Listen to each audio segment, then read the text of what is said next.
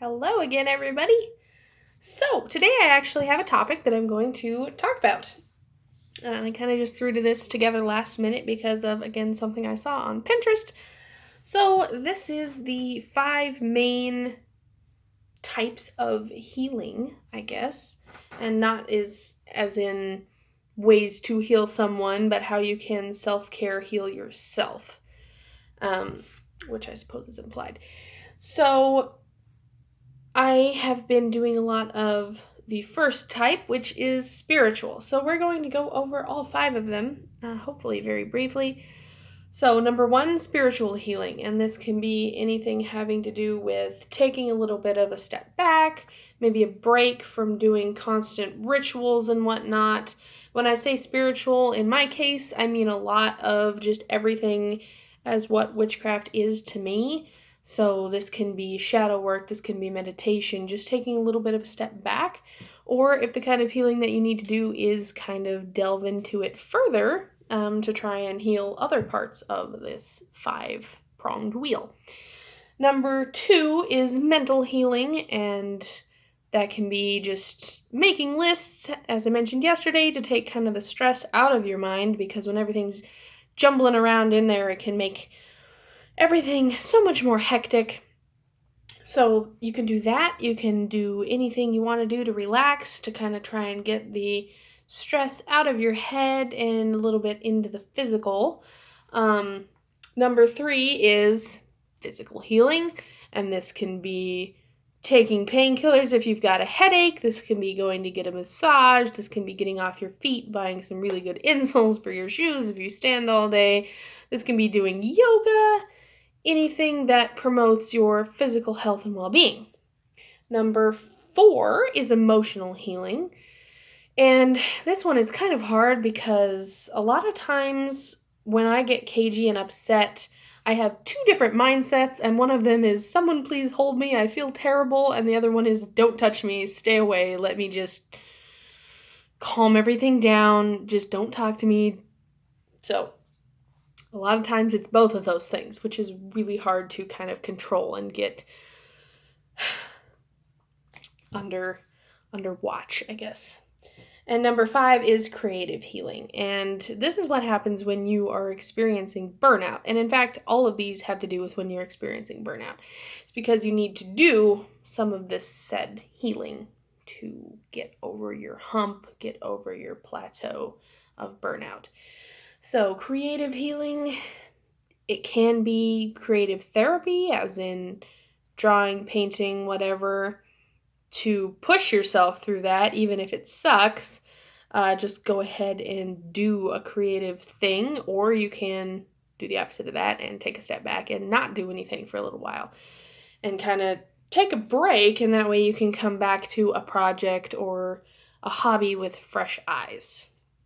So lately, I've kind of been actually doing a little bit of all of those at once, but we're going to talk about the spiritual side because this is a witchy channel after all, and we talk a lot about witchcraft and spiritual things.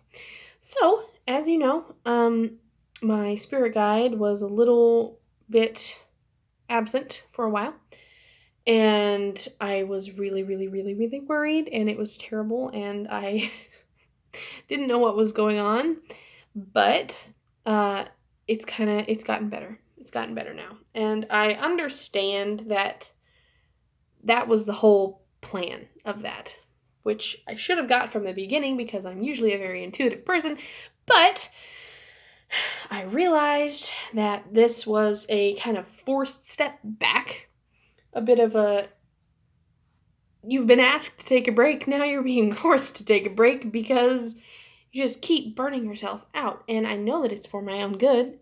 Still can hurt my feelings, that's fine, very sensitive person, but I know that in the end it was very good, and I absolutely know that there was a plan behind all of it, and I just wasn't privy to the information, which is absolutely fine. So the spiritual burnout, as it were, was actually a bit of spiritual healing, and in doing so kind of takes you away from everything, and just for once not need to listen to all of these little voices in your head going, this person's energy is off, this person's aura is off, this person is acting weird to you, you should worry about it, and mostly in the spiritual side of things, the not just overthink everything, but overthink everything in the way of, what if you make the universe just careen off a cliff and blow up by this one decision you're making, or what if you choose not to do this shadow work that's pressing in your mind? So I think everything was getting a little overwhelming. Not only because I'm trying to do videos often, and I know that that's not been happening, but also because I'm trying to put a lot of work into doing an actual practice, which is even more important than cataloging it all.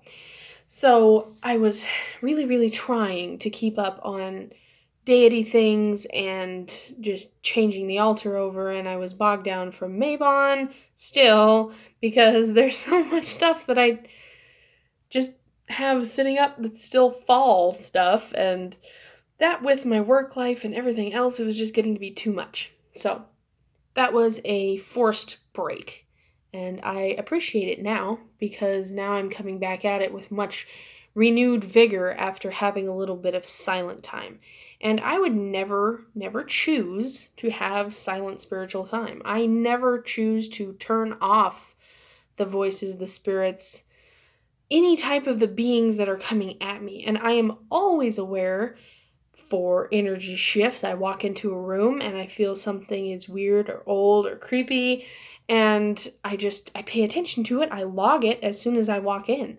We were in a parking lot earlier and I had a really bad feeling. And I don't know if this is necessarily spiritual, more as it is intuitive. And I really heavily rely on my intuition. And I don't think that's a bad thing. I just think that it is certainly very overwhelming. So it's not necessarily that you need to turn all of it off. But for a while, everything was turned off. And I could lay in bed at night and not hear anything. And it was very odd. But now it's back. And that's okay because I'm more calm and grounded and centered. And I think it'll be really good to kind of get back into this. And even though I've never had that bit of a break before, I guess I just overloaded all the circuits and I needed it because it's a lot better now. And I really enjoyed a little bit of quiet time. And I guess it's because I don't necessarily know how to shut everything down, because it's kind of been an intrinsic part of who I am ever since I can remember. I don't ever remember not knowing what somebody's just feelings are, and empathic, whatever you like. But I have feelings about things that I can't logically explain. Sometimes they're like greater than others. Sometimes it's like, you just know one thing and it's something stupid, like something someone's going to choose. You're standing in front of this line and you're like, that person's going to go there, and you just kind of work it all out in your head and you know it's going to happen. And I don't necessarily think that's most of it, or very even interesting, I guess. But maybe to some people it is. The other day, I was at work, and it's like when you get a feeling, and I know this is terrible, but some people definitely get messages before someone they know just dies. They'll be asleep one night and suddenly they'll wake up in a cold sweat from a dream they were having, and then the very next morning this person that they know has just passed away in the night. Creepy as it is, that is a gift. And a gift that is very loud and overwhelming, because it's not just that.